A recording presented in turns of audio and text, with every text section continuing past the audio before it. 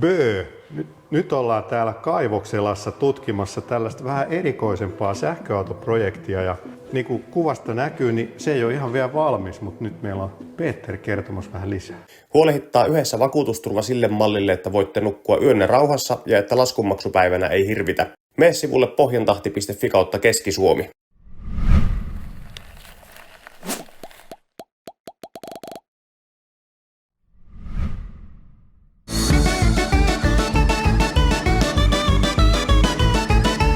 Meillä on tämmöinen yhtiö, startup-yhtiö ollut jo muutamia vuosia, jonka nimi on Retro EV Oy. Meillä on tätä ennen ollut itse asiassa 2 autoa jo rakennettu. Triumphi ja toinen oli MGA, tämmöinen roadsteri, joka on tehty täysin valmiiksi hienoksi sähköautoksi. Todettiin, että me tarvitaan ja haluttiin silloin tämmöinen uusi alusta, platformi. Ja tässä mietittiin pitkään, että meidän tarkoitus ei ole tuhota ja tehdä hienoista, uniikeista, klassikoista sähköautoja, vaan joku semmoinen, mikä on ollut ainutlaatuinen kallis auto aikana ja mitä on paljon tarjolla. Ja tämä osittain lähti siitä myöskin liikkeelle, että mun isäni aina sanoi, että Rolls-Royce on maailman hienoin auto ja samaa sanoi tämän Retro EV:n toimitusjohtaja, amerikkalainen Michael, sanoi, että heillä oli sama siellä kotona Minnesotassa ja ruvettiin tutkimaan, niin katsottiin, että tämmöinen Avo Rolls-Royce Corniche, niin näitä autoja on tehty 4000 ja suurin osa niistä makaa talleissa johtuen siitä alkuperäisestä Rolls-Royce-teknologiasta, joka itse asiassa oli 70-luvulla maailman parasta, mutta aika kun menee, niin ajanhammas puree ja ne yleensä on aika hankalasti pidettävissä liikenteessä nämä Rolls-Roycet. Okay. Ja tämä oli siis tämä Corniche-malli, niin tämä on ollut sellainen julkisten ja elokuvatähtien auto. Frank Sinatra, Rat Packit ja koko se porukka, Sammy Davis Jr., ne ajeli tällaisilla autoilla. Tämä kyseinen auto on vuodelta 1977 ja nämä on ollut siihen aikaan maailman kallein auto. Joo. Näitä on jonotettu ja sitten myyty eteenpäin kalliimmalla. Okay. Että nämä on tyypillisesti, nämähän on valmistettu Englannissa, mutta tyypillinen markkina ja ratistakin näkee, kun se on vasemmalla puolella, niin nämä on mennyt lähinnä Kaliforniaan ja Floridaan rikkaiden amerikkalaisten autoiksi. No mikäs tässä on nyt sit suunnitelma tämän auton suhteen? Minkälaista tekniikkaa tänne on tarkoitus sit laittaa? No tässä on ollut alun perin aika kunnianhimoisetkin suunnitelmat, että ja vieläkin se tekniikka on samanlainen, että tässä on ollut ajatus siis lähinnä tehdä, tästä ei ole tarkoitus tehdä superautoa tai erittäin kovaa tästä ei tule mikään Teslan Blade tai muu, että tässä on tarkoitus ollut saada vääntö ja voima samanlaiseksi kuin siinä Rolls-Roycen alkuperäisessä V8-autossa, että se tavoite on ollut tehdä hiljainen, huoltovapaa klassikko, mitä ei ole ihan joka pojalla. Joo. Ja tämä markkinahan tälle autolle on ollut erittäin varakkaat ihmiset, joilla periaatteessa on jo kaikki lelut, mutta ja tällaista ei kaupasta saa. Että ne on ollut se markkina. Ja sitten myöskin sähköisen voimalinjan puolelta, niin tähän on rakennettu sekä tietysti tavallinen vaihtovirtalaturi, 11 kilowattia ja myöskin sitten tasavirtalaturi, joka on korkealla jännitteellä, joka mahdollistaa erittäin nopean latauksen. Akustoa tässä on alun perin ollut 80 kilowattituntia. Nyt sitten kerron kohta niistä syistä, minkä takia me olemme nyt pikkasen muuttaneet suunnitelmia sen akuston suhteen, niin pienentäneet sitä. Meillä on kyllä akustot tuolla hallin takana, mutta tullaan muuttamaan sitä. Sen verran voi vielä sanoa myöskin tästä autosta, että näitä tosiaan, niin me kutsutaan näitä niin kuin luovuttajiksi, donereiksi näitä autoja, että ne luovuttaa tämän upean designin 70-luvulta, mikä on aivan fantastinen, niin se luovutetaan niin kuin tavallaan uuteen käyttöön. Ja näitä on tosiaan niin kuin 4000 valmistettu, että niitä löytyy talleista lähinnä Amerikasta, niin suht kohtuullisen hinta. Ne ei ole ihan halpoja, mutta ne ei ole järjettömän kalliita myöskään. Missä kympeissä mennään? No sanotaan, että tämä auto on aikanaan maksanut noin 50 000 euroa. Silloin tämä on ollut siis museorekisteröity täysin ajokuntoinen auto. Ja sanotaan nyt 40 000 60 000 sedanit, onko se nyt siis Silver Shadow, niin niitä saa tosi halvalla. Et meillä oli jopa yksi tässä tähtäimessä, mikä katsottiin, mikä oli Ruotsissa oleva brittien suurlähetystön auto, missä oli prinsessa Annet ja muut olleet. Ne oli niin pahasti korroosiota ja ruostunut, että me hylättiin se. Että usein nämä autot, jotka tulee sieltä Amerikasta, niin ne on niin koriltansa erittäin hyvässä kunnossa. Joo. No minkälaista tekniikkaa tänne nyt on sitten tarkoitus laittaa? No siellä taitaa ollakin jo moottori. Joo, siellä on moottori, siellä on sähkömoottori, toi on brittiläiseltä valmistajalta ja toi on niin kuin erittäin järeä moottori. Ja siinä oikeastaan, se näkee, siinä on tavallaan niin kuin 2 moottoria yhdessä ja se on mitoitettu sitten tuohon noille voimille ja sille on tehty kiinnitykset tuonne runkoon. Sen takana, joka ehkä ei ihan kohta täältä näy, niin siellä on yksivaihteinen vaihdelaatikko, jolla saadaan se vääntökäyrä vastaavaksi kuin se alkuperäinen käyrä. Ja tähän eteen sitten, täältä on poistettu nyt moottori, se alkuperäinen vaihdelaatikko, niin tästä on lähtenyt tästä autosta niin 630 kiloa terästä, ja mikä on ollut siis erittäin hyvä uutinen sillä tavalla, että voidaan pitää niin kuin suurin piirtein tämän auton niin kuin painopiste samassa ja eikä lisätä niin kuin valtavasti tämän auton massaa. Tämä on niin kuin painava auto ollut alun perin. No paljon siitä tulee sitten noilla uusilla komponenteilla? No siitä tulee varmaan pikkasen enemmän kuin alkuperäinen, mutta ei paljon. Joo. Ja nyt varsinkin kun me otetaan se, niin kuin se takaa, se, mitä me kutsutaan rear power bodyksi, niin se otetaan nyt tässä tilanteessa pois.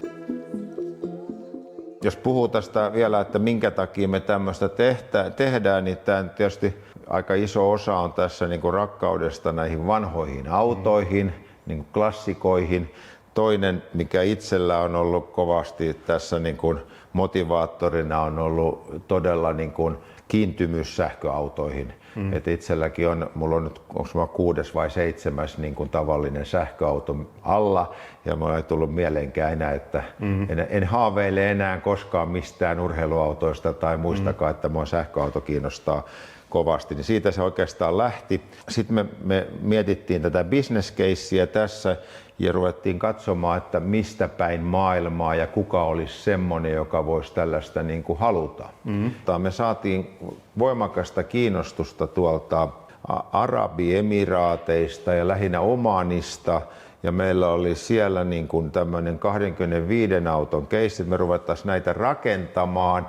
Täällä Kaivokselassa tai Vantaalla suomalainen sähköautotehdas. Ja sitten kun me oltiin tämmöinen startup, niin me kerättiin muutama 100 tonnia rahaa lähinnä 2 sijoittajalta, josta toinen olen minä. Ja ruvettiin katsomaan, että miten me saadaan tämä tehdyksi. No meillä oli 2 näitä muita aikaisempaa tehty niin kuin menestyksekkäästi Metropolia ammattikorkeakoulun sähköauto ja sähköisen liikkumisen yksikön kanssa.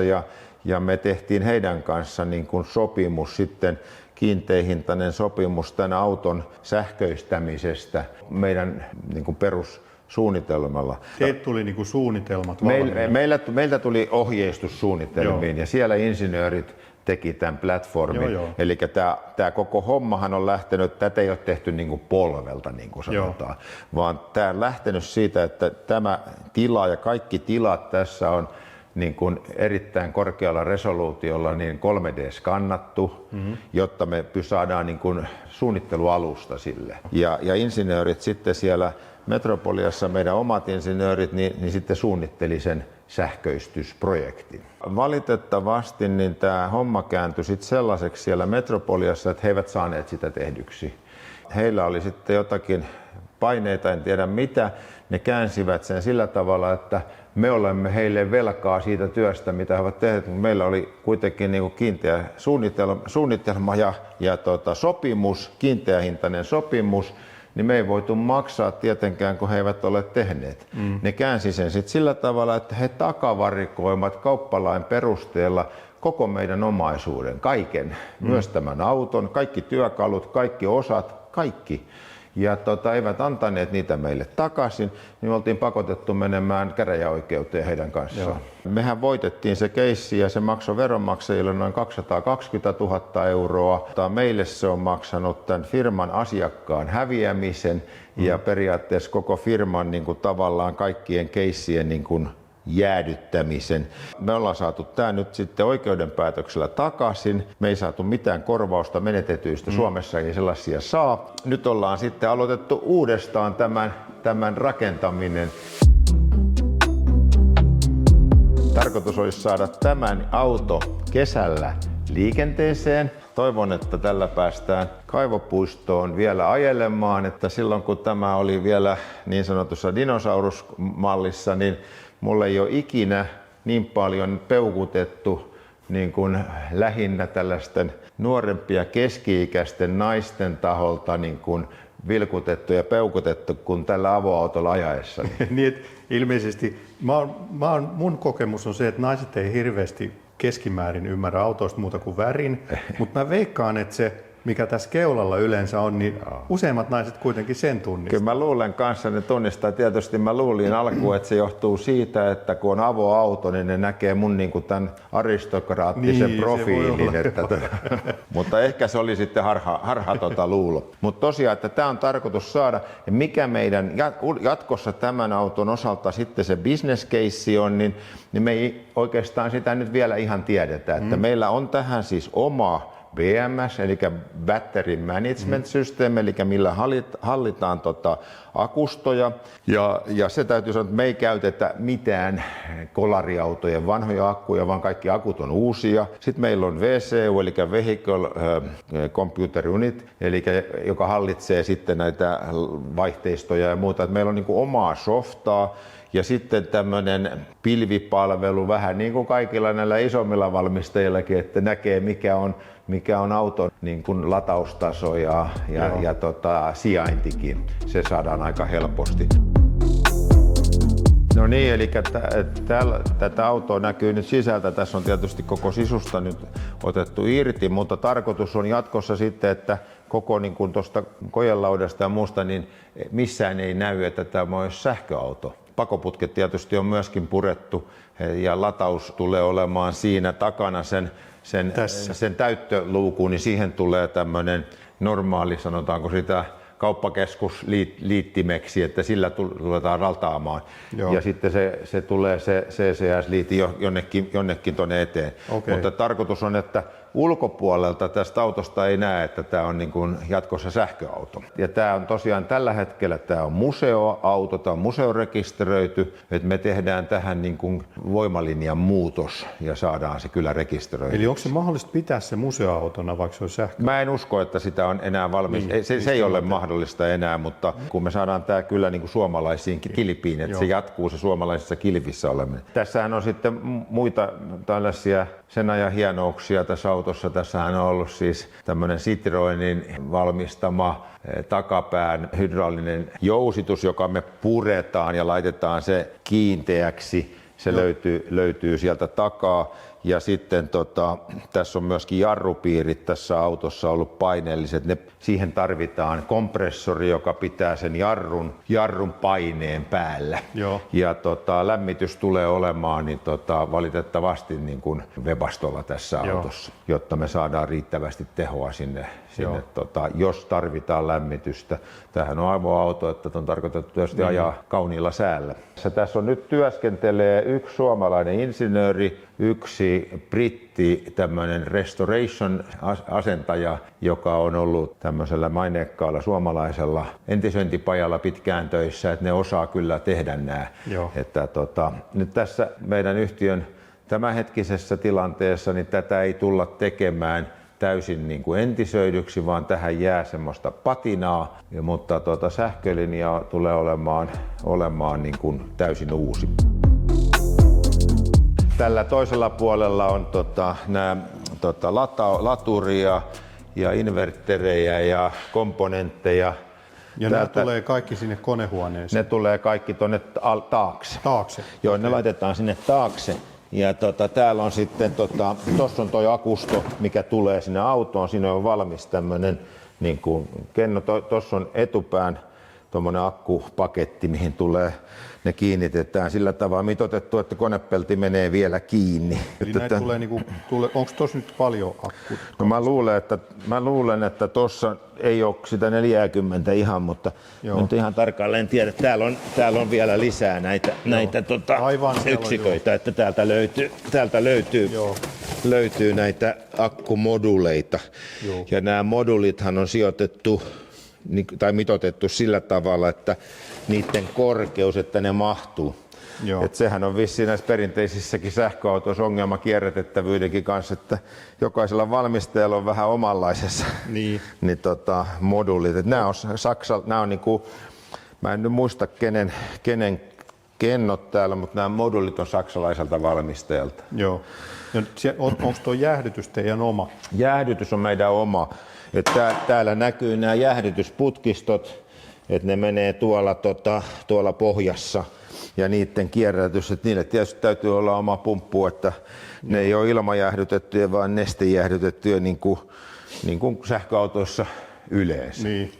Että näähän on nämä akustot on korkeajännitteisiä yksiköitä, että vaatii tietysti niin kuin sellaisen insinöörin, asentaja, jolla on oikeus ja osaaminen näitä käsitellä. Että, aika tukevaa terästä tukevaa tavaraa, mutta ne on painavia että nämä akusto on todella raskas, että sen nostaminen paikalle käsin ei onnistu. Että me laitetaan se tuohon nosturille ja nosturin kanssa nostetaan se paikalleen. Mutta sanotaan, että tämä tekniikka nyt on yritetty pitää mahdollisimman niin kuin yksinkertaisena niin paljon kuin se on. Tämä ei ole mikään kitti, niin kuin, että niitähän on myytävänä kittejä. Tämä ei ole kitti, vaan tämä on niin kuin in-house-suunnitelma. Sillä tavalla mielenkiintoinen kyllä. Ja ne päämateriaalit on oikeastaan se isoin osa, joka on tuolla, on se moottori ja vaihdelaatikko, jotka ovat jo kiinni, ja akustot. Ne on ne isoimmat komponentit ja ehkä kalleimmatkin komponentit. Inverteri on kyllä kans aika kallis komponentti niin kuin tällaisessa käytössä. Ja sitten kun ne pitää olla kuitenkin jotain IP-luokkaa, että ne myöskin toimii sitten tuolla, kun ne on tarkoitettu kuitenkin ulkokäyttöön nämä autot, niin eristykset pitää olla sellaiset. Joo. Täällähän on nämä monille tutut liittimet täällä auton. Nämä on varmaan ihan standardikomponentteja tuolta kaupan hyllyltä, että nämä tulee sinne. Tälle onko tähän takapäähän, niin tähän on tarkoitus sijoittaa sitten nämä laturit ja inverterit ja tällaiset. Mihin se akut? Akut tulee kaikki tässä nyt versiossa eteen. Joo.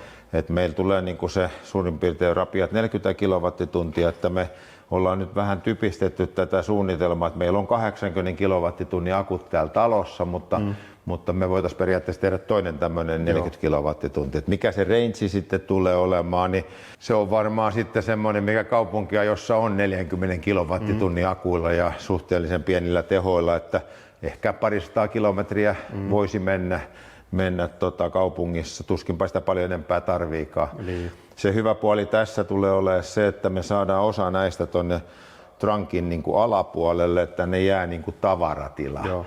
Miten sitten, kun sä sanoit, että oli alun perin tarkoitus 80 kilowattituntia, niin mihin se oli se? Se oli tänne puolikas? taakse. Joo. Ja semmonenhan tuli tässä myöskin, kun EU määrää näihin sähköautoihin, niin tämmöisen törmäysvaran siis, että akut ei saa olla niin kovin lähellä niin kuin ulkopintaa. Että se jossakin vaiheessa muutti vähän sitä suunnittelua tänne autoon. Auton suunnittelu, niin se on vähän se kalliimpi osa, että meille tulee aika paljon kyselyitä, että voitteko tehdä tähän Jaguariin tai voitteko tehdä tähän. Jossakin vaiheessa tuli, oliko se nyt Renault Twingo, joku Belgian posti oli 10 000 Twingoa tai oliko siinä 5 000, että voitteko sähköistää nämä. Niin. No tietysti voidaan, mutta eihän siinä taloudellisesti ole mitään järkeä. Niin. Ja sitten se, että tämmöisen auton, kun se kerran tehdään se suunnitelma, niin periaatteessa sen jälkeen voisi kaikki, siis tämän ikäiset Rolls-Royce Bentley, niin se on sama arkkitehtuuri täällä, niin kuin tässä pohjalevyssä. Että ne saadaan kyllä sitten. Että se ei oikein onnistu semmoisen yhden yksilön tekeminen halvalla varsinkaan. Että rahalla onnistuu kaikki, mutta ei halvalla. Et siinä on tämmöinen pieni dilemma. Mutta tämä on aika mielenkiintoinen niin kuin projekti monella tavalla. No mitäs tämän hinta sit voisi olla, kun tämä on valmis? No silloin kun meillä oli tämä keissi, missä meillä oli siis ihan oikeat ostajat, jotka olisi ihan oikealla rahalla tätä maksaneet, niin meidän hintalappu tälle veroton hinta toimitettuna täysin minttinä, siis kaikki tehtynä niin, että se on uuden veroinen, oli 400 000 plus alvi, tai paikallinen alvi, mitä se nyt onkaan. Et nyt me ollaan tätä typistetty ja laitettu tämä niin kuntoon. Me ei oikein tiedetä, että onko tämä edes myytävänä tällä hetkellä, mutta tämä hinta varmaan voisi olla joku 150 000–200 000. Et se, jos katsoo, että se Downeri maksaa sen 50, akut maksaa 30, 40, suunnittelu, moottorit, inverterit, koko homma, niin se on lähinnä, ehkä voisi olla vähän jopa semmoinen omakustannushinta. Et mitä me tehdään jatkossa, niin se on nyt niin kuin mielenkiintoista, että jos joku on kiinnostunut sähköautoista ja miettii meidän kanssa tätä jatkoa, niin tervetuloa vaan ottaa yhteyttä Peter Brandtiin.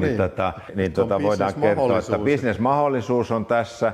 Meidän ajatellut bisnesaihiot tässä tällä hetkellä on tietysti se, että me jatketaan sillä linjalla ja haetaan asiakkaita, jotka meillä oli ja sitä kiinnostusta todellakin löytyy. Ja ruvetaan tekemään, mutta se on sitten auton valmistusta. Et se on niin kuin pieni autotehdas.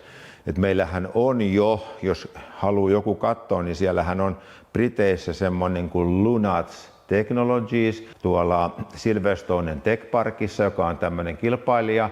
Siinä oli muun muassa David Beckham mukana siinä bisneksessä. Se on ihan vastaava teknologia. Mä oon ajanut niiden autoilla siellä. Eli ne tekee, siellä on autotehdas. Näitä konversiopajoja on ympäri maailmaa ja Euroopassa ja Briteissä valtavasti. Ja niitä ihmisiä ja porukat nuorenee, usein niiden konversiopajojen asiakkaat on tällaisia meikäläisiä ikäisiä ja vähän vanhempiakin. Ja nyt tulee uusi sukupolvi. Ne todennäköisesti haluaa saada uudempaa teknologiaa. Ja niitä kyselyitä meilläkin on paljon siitä, että voitteko te suunnitella meille auton ja muuta. Ja mehän voidaan. Et me voidaan olla tämmöinen technology provideri, voidaan suunnitella, voidaan myydä. Ja se, minkä helpommin me voidaan myydä, on softaa ja osaamista siis tähän hommaan niille restoration-pajoille. Mutta siis teet löytyy nyt valmiina niin kuin tavallaan se auton, mikä se oli, VCU, BMS, ne löytyy valmiina. Se pilvi. Ja se pilvipalvelu, millä saadaan kännykkään samat kuin meillä on vaikka Bemarin tai Teslan tai Volkkarin kännykässä, että me saadaan sinne niin kuin auton lataustasoja tai tämä sokki, kun se on nimeltänsä, ja sijainnit ja muut. Et meillä on se teknologia ja me voidaan myöskin suunnitella kelle tahansa niin kuin platformi. Mutta se ei onnistu niin kuin helposti, että joku tuo jonkun auto ja sanoo, että saisiko tähän ostaa jonkun kitin. Meillä ei ole sellaisia, eikä meille tule sellaisia. mutta että me voidaan suunnitella se platformi ja myydä sitä platformia mihin tahansa periaatteessa autoon. Että semmoinen osaaminen löytyy. Että jos jollakin siellä ruudun toisella puolella on kiinnostusta näihin ja tulla mukaan, niin tervetuloa. Että tämä on niin kuin me tässä uutta starttia tehdään tänne. Paljon on osaamista takana ja teknologiaa. Että nyt vaan täytyisi saada tämä tietysti uudelleen heräämään. Mutta että mun haaveeni on, niin kuin tässä aikaisemmin tässä jaksossa jo sanoin, niin päästä kesällä kurvailemaan tällä niin kuin äänettömästi tuonne Etelä- ja Pohjois-Esplanadi ja Kaivopuisto ja ajella niin kuin, ja näyttää sähköautoa. Varmaan monet ei usko, että sieltä konepelialta ei löydykään V8, vaan sieltä löytyy nätisti paketoidut akut. Joo. No toivottavasti sä kutsut meidät sitten kesällä kyytiin. Me tullaan sitten koeajolle ilman muuta. Totta kai vanhat sähköautomiehet ja uudet ilman muuta, niin voidaan tehdä pieni vaikka miitti, jos ei mitään muuta, niin sinne Kaivarin rantaan, niin se olisi aika mahtavaa. Joo, mutta tässä on nyt siis teille mahdollisuus, että jos haluatte ryhtyä sähköautoyrittäjiksi, hyvä mahdollisuus tulla mukaan, että tervetuloa vaan mukaan ja että pienelläkin panoksella pääsee mukaan ja tietysti niitä ideoita tarvitaan tähän, että mitä voidaan tehdä eteenpäin. Että onhan tämä nyt tavallaan teknologiaa, että se oma osaaminen, niin kuin sanoin, siellä softapuolella ja tässä niin kuin tavallaan kokoonpanossa, mutta komponentit ostetaan kaupasta. Alright, tähän on varmaan hyvä lopetella tässä kohtaa. No, kiitos. Palataan ensi kesänä uudestaan. Kiitos kun tulit käymään tutustumaan tänne, niin katsotaanpa mitä seuraava vaihe. Mehän voidaan tehdä tästä niin kuin episodi 2. Katsotaan. Tämä etenee tästä. Nimenomaan. Ja käykää kommentoimassa, mitä tykkäätte tällaisesta Rolls-konversioprojektista tai yrityksestä ja käykää tilaamassa kanava ja tykkäämässä videosta ja käykää myös harkitsemassa sitä BÖ Plus-jäsenyyttä, niin saatte sitten nämä videot vähän aikaisemmin kuin muut. Ja sen vielä sanon, että myöskin lisätietoa löytyy osoitteesta retro-ev.com. Joo. Et siellä on nettisivu, mistä löytyy myöskin kuvia autoista. Joo. Ja pannaan sun yhteystiedot ja laitetaan mun videon alle myös. Hieno homma. No niin, palataan seuraavaan sähköautovideoon. Bye bye!